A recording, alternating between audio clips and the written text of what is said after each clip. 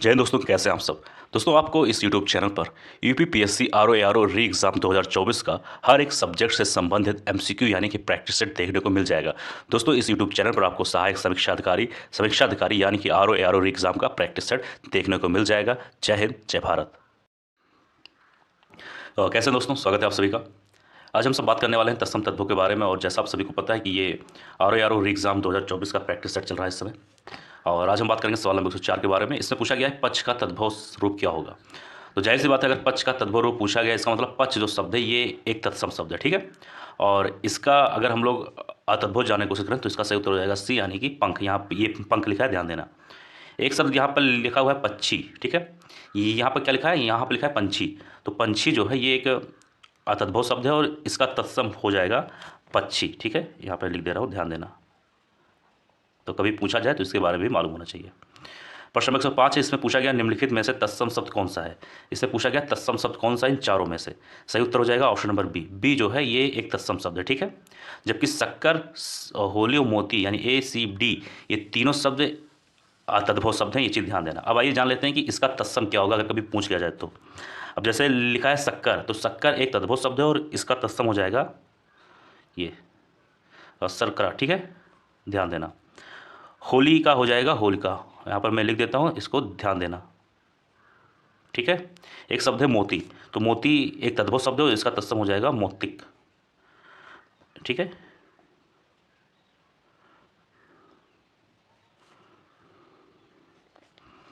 प्रश्न नंबर 106 है, इसमें कहा जा रहा है कि निम्नलिखित में से कौन सा सब तद्भव है, ठीक है। यहाँ क्या पूछा गया है, तद्भव, ये भा है, ध्यान देना।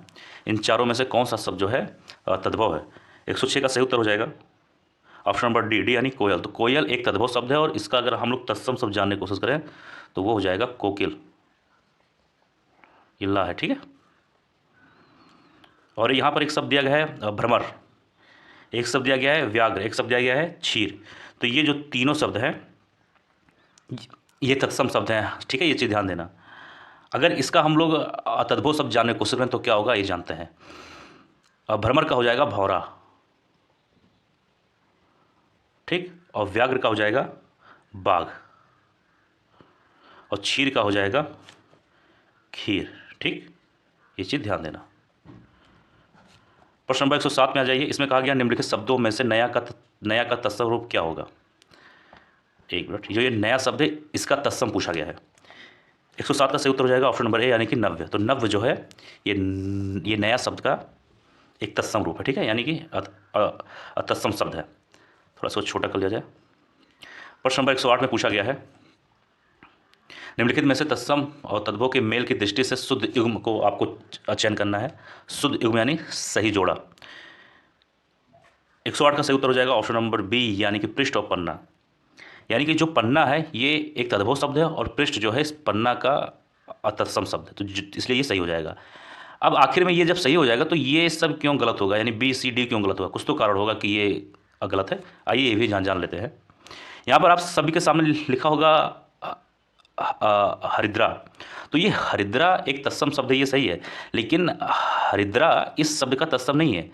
हरिद्रा का तद्भव हो जाएगा हल्दी, ठीक है। तो हल्दी का अगर कभी पूछ ले कि तत्सम क्या होगा तो वो हो जाएगा हरिद्रा, ना कि हरिद्वार, ठीक है। अब यहाँ पर एक शब्द लिखा होगा पर्यक। तो ये एक तत्सम शब्द, ये सही है, लेकिन अपरक का अपरक शब्द का तत्सम ये नहीं होता है। जो यहाँ पर ये लिखा है ना पर्यक, ये है पलंग शब्द का तत्सम होगा, ना कि परक का, ठीक है। और यहाँ पर एक शब्द आप सभी को दिख रहा होगा चूल्हा। तो चूल्हा एक तद्भव शब्द है, ये सही है, लेकिन चूल्हा का तत्सम ये नहीं होता है। तो चूल्हा का तत्सम क्या होगा, तो चूल्हा का तत्सम हो जाएगा चुलिल। मैं लिख देता हूँ, हो सकता है कि शायद अगर मैंने कुछ गलत उच्चारण किया हो उसका, तो आप लोग पहले ये मैं लिख दे रहा हूँ, इसको जान लेना, ठीक है। तो ऐसे छोटी छोटी चीज़ों पर आपको ध्यान देना, तब जाके काम होगा। और आरओ एग्ज़ाम कितना इंपॉर्टेंट शायद मुझे बताने की ज़रूरत नहीं है, ठीक है। सवाल नंबर 109 पे आ जाइए। इसमें कहा जा रहा है कि संस्कृत के वे शब्द जो हिंदी में ज्यों कहते हो प्रयुक्त होते हैं वो क्या कहते हैं। आसान है, मुझे शायद बताने की जरूरत ना पड़े। इसका सही उत्तर हो जाएगा फिलहाल ऑप्शन नंबर बी, यानी कि तत्सम, ठीक है।